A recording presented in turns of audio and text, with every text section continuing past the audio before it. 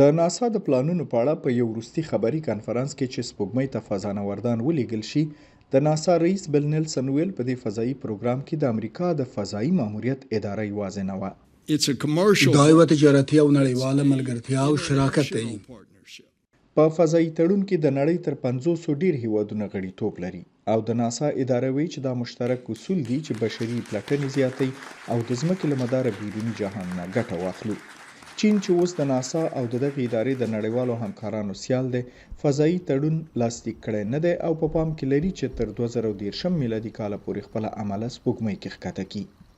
خو ناسا غواړي چې تر چین مخکې په خپله هلته اوسي او د دې پلان د تطبیق لپاره هغه ټکنالوژي وکاروي چې د فضایي ماموریت خصوصي شرکتونو جوړه کړې ده.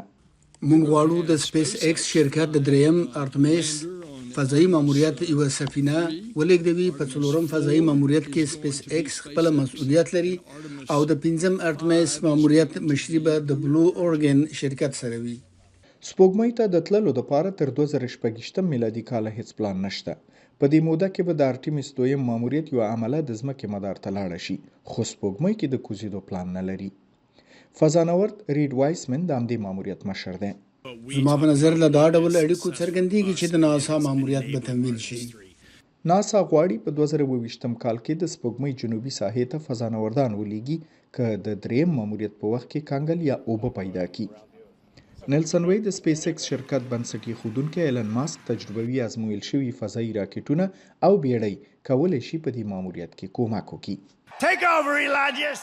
او دا چې ماسک د امریکا د منتخب جمهور ډانلډ ټرمپ نږدې ملګری دی، نو دا ډول اړیکې هم د فضایي ماموریتونو سره ګټور تمامېدی شي. زه د ایلن مسک سره یم. موږ باید تر دې ورهاخوا فکر ولرو. موږ باید مریخ ته ولاړ سو. چارلز کامارډا د ناسا متقاعد فضانورد او انجینیر دی. موږ باید سپوږمۍ یوازې د ټکنالوژۍ د ودې لپاره وکاروو چې بیا مریخ ته پرې ورسیږو. منتخب جمهور رئیس ټرمپ په ټولنیزو رسنیو کې خبر ورکړی چې غواړي د ناسا ادارې مشرۍ ته د نیلسن پر ځای شتمن متشبث او پیلوټ جیرډ ایساکمن وټاکي.